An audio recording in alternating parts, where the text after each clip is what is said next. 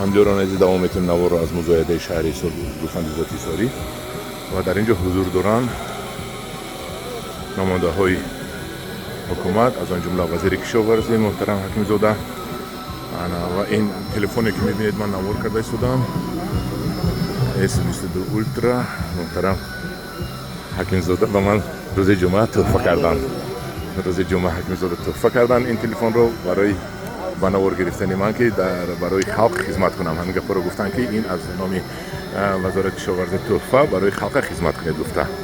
аҷоиб инсон ҳастанд он кас. Ман якум маротиба бо он ҳам суҳбат шудам, 1 соат бисёр корҳояшонро нақл карданд ва чӣ қадр ки мо халқ намедонад чунон корҳоеро анҷом дода истодааст вазори кишоварзӣ ки як бисёр корҳои муҳимро оиди пеш бурдани соҳаи кишоварзӣ дар ҷумҳуриямон